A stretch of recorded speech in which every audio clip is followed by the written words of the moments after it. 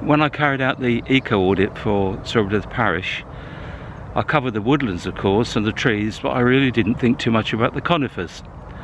And now, in January, when the very few trees have leaves, now seems a good time of year to have a look at conifers.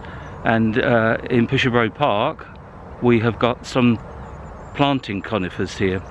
And it took me a little while to realise that we don't really have any wild conifers in the park. All the conifers we see are planted ones, because it's just not the geographical or the right soils for them. So just in this small area of the park, there looks to be at least 3, if not 4 different types of conifer. So how can I go about identifying them? Well, I've got a little book here, tree identification book, and we're going to follow those instructions to see if we can actually name some of the trees that we've got here.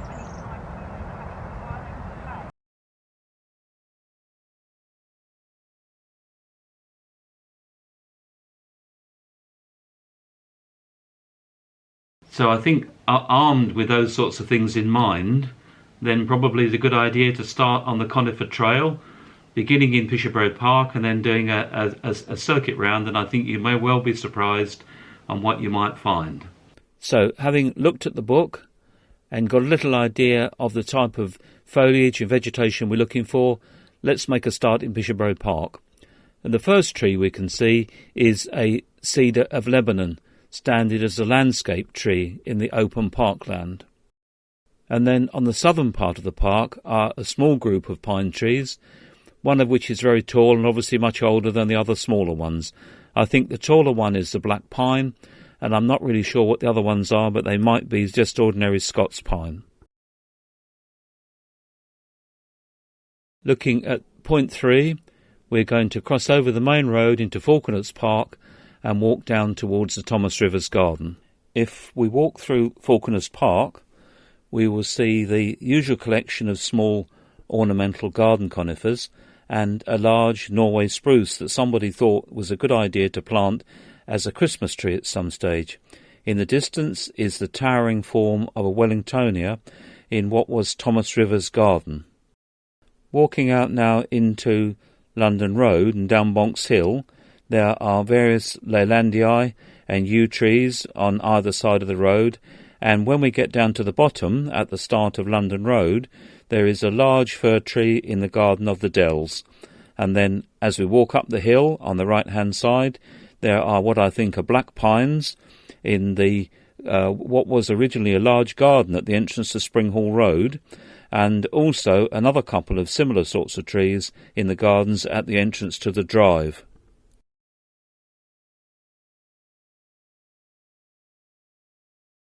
Point 5 is turning right into the Twitchell, which will take us along the top of the cricket field. Now turning into the Twitchell, which runs along the top of the cricket field, we find another large Wellingtonia in the grounds of the Sawbridgeworth Town Council offices, and at the same time look out across the cricket field for the various conifers that were planted as an ornamental screen. Point 6 is Great St Mary's Churchyard, where we shall have a proper introduction. Right, we've walked the circuit as shown on the map, and now we're in Great St Mary's Churchyard, and we're going to have a look at what might be considered to be Sawbridgeworth's Pinetum.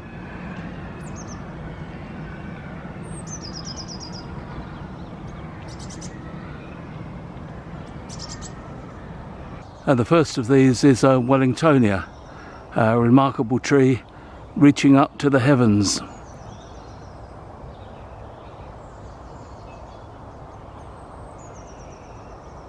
Which I suppose is appropriate for the churchyard. And now 2 much more traditional trees, some kind of pine tree on the right, and then this is a cedar tree. And then in the main body of the churchyard, a really interesting variety of different conifers. I'll try and put a name to them using my book. And in amongst those conifers, we find first of all a larch tree, the larch being the only conifer in this country that loses its leaves in the winter time, and it has these small round cones as well. In another part of the churchyard there is what looks to me like a blue form of the Atlas cedar. Most of the cedars that we have in the parish, other than the cedar of Lebanon in Bishop Road Park, are the Atlas cedar, and this looks like a blue variety of that. And of course also in the churchyard we would expect to find yew trees, and on the eastern side of the church there are some old yew trees, and they've got the typical spreading habit that old yew trees have, and some of these yew trees here have still got the remains of the bright scarlet fruits, or what are called arils.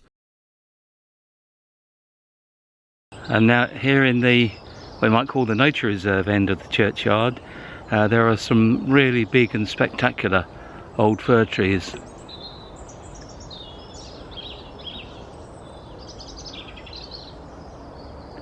Pines of some sort, a cypressus, and another large and stately pine behind it. And now for the final part of our conifer walk, we're going to go up Sherry Mill Lane and into Van Torts Road to see if we can find a foreigner in the conifer community.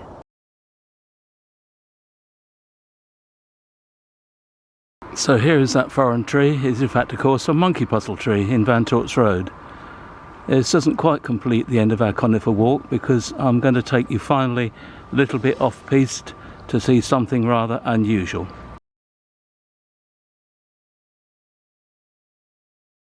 Well, here we are then.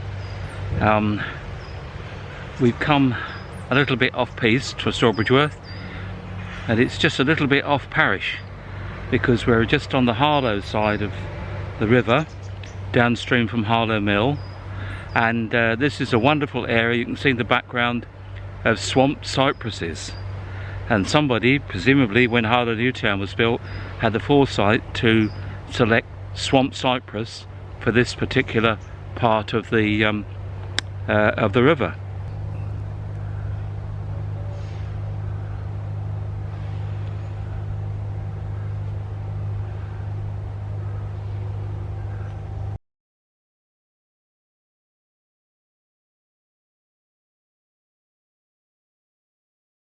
So this completes a quick view of some of the conifers that we find in Sawbridgeworth Parish. If you've got a spare hour or so, have a look at the map first of all, perhaps take an identification book with you and go and see how many of these types of evergreen trees that you can find. Have fun.